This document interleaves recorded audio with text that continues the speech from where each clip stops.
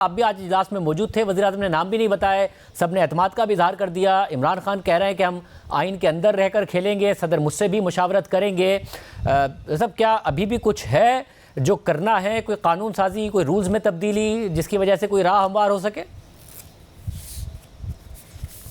नहीं, ऐसी कोई बात नहीं है। जो इसका कानूनी पहलू होता है उसका जायज़ा ज़रूर लिया जाता है कि समरी आप कैसे अप्रूव करेंगे, कैसे आगे भेजेंगे, क्योंकि जो सदर अलवी साहब का रवैया रहा है माजी में इन मामलात में, तो उन्होंने हमेशा पसो पेश से काम लिया है और अपनी जो आइनी ज़िम्मेदारियाँ हैं उनको पूरी तरह अदा नहीं किया।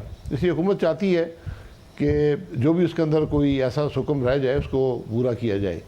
मतलब वो हुक्म तो इसलिए पूरा कर रहे होंगे कि ऐसा ना हो कि सदर मुमलिकत 2-3 दिन ले लें और जिनको आप आर्मी चीफ लगाएं फिर उनको ना लगा सकें, तो इसीलिए हुक्म दूर करना है?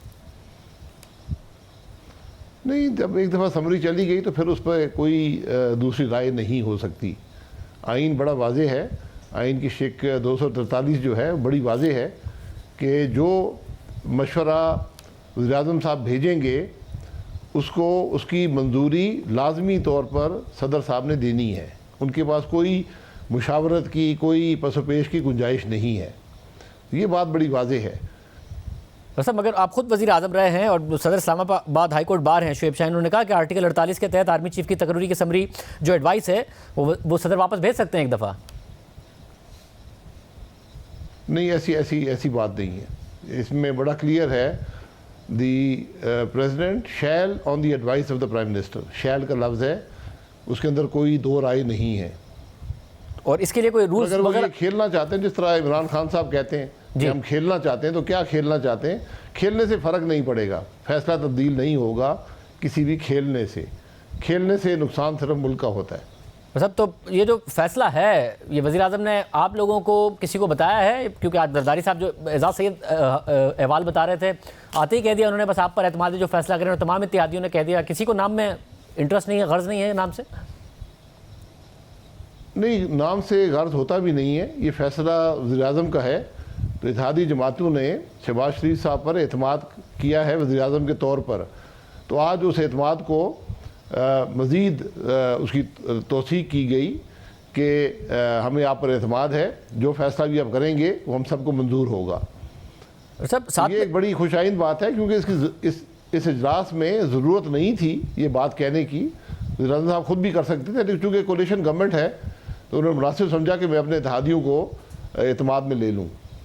साथ में ये भी बताइएगा, आज आर्मी चीफ ने भी तकरीर की और तकरीर में ज़ाहिर है जो एक चार्जशीट इमरान खान साहब की है उसका तो उन्होंने बहुत ज़्यादा जवाब दिया, उनके बयानिए को भी झूठा कहा, साजिश के हवाले से भी उन्होंने वाज़ेह तौर पर बात की, मगर साथ ये भी कहा कि 2018 के जो इलेक्शन थे उसको भी RTS फेलियर और एक सिलेक्टेड हुकूमत कहा गया, और कहा गया कि अपनी अना एक तरफ रखकर सियासतदान भी फ़ैसला करें। अपनी फ़ौज की गलतियाँ भी मानी 70 साल के हवाले से और सियासी मुदाखलत के हवाले से, और कहा कि फरवरी पिछले साल में फ़ैसला किया है आइंदा मुदाखलत नहीं होगी। आपका भी जो बयानिया है उसको भी उन्होंने कहा कि 2018 के इलेक्शन में खान साहब सिलेक्टेड नहीं थे। जी ठीक है, बाजवा साहब 6 साल आर्मी के चीफ रहे हैं। उन्होंने अपनी जो टर्म थी उसके तमाम मामलात का जिक्र किया है, जो कुछ उसमें हुआ उन्होंने अपना एक बयानिया दिया है और ये तारीख का हिस्सा बन जाएगा। लेकिन मेरा ख्याल है कि असल मकसद जो आज उन्होंने कहा है उसका ये है कि जो अगले चीफ आएंगे, जो अगली अस्करी क़यादत आएगी, उनको कम से कम एक डायरेक्शन दे दें कि माजी में जो गलतियाँ हुई हैं, चाहे वो मुसल्लह अफवाज से हुई हों, चाहे वो सियासतदानों से हुई हों, कम से कम उनको उसका वो इससे वाकिफ़ हों और उसको रिकॉर्ड पर उन्होंने लाया है। ये एक अच्छी खुशाइंद बात है। मेरा नहीं ख्याल कि इतनी तफसीली तकरीर कभी किसी आउटगोइंग आर्मी चीफ ने की है। तो बहरहाल मेरा ख्याल एक मुस्बत बात है कि उन्होंने गलतियों का एतराफ़ भी किया और फ्यूचर की डायरेक्शन भी बड़ी वाज़ेह कर दी है आर्मी चीफ के लिए। भाई साहब, आप एक ज़ाहिर सियासतदान सीनियर हैं, आपका तजर्बा भी है, आपको लग रहा है कि एक टेक्टिकल रिट्रीट है या वाकई एक स्ट्रेटेजिक फैसला है? आप तो खुद कहते रहे कि ट्रूथ एंड रिकन्सिलिएशन कमीशन बने और फिर सब अपनी अपनी गलतियों का एतराफ़ करें और ये मुल्क आगे बढ़े, मगर आपको लग रहा है बस ये बयान काफ़ी है? आपको भरोसा है कि आइंदा मुदाखलत नहीं होगी? नहीं, मुझे भरोसा नहीं, मुझे एतमाद है कि नहीं होगी, क्योंकि आज बाजवा साहब ने गलतियों का एतराफ़ भी किया है और उनके असरात जो मुल्क पर हुए हैं उनका भी किया है।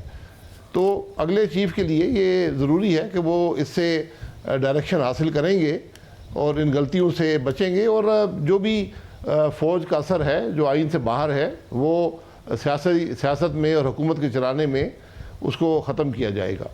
साहब, और आपको लगता है कि ये इंटेंट का इजहार समझ लें।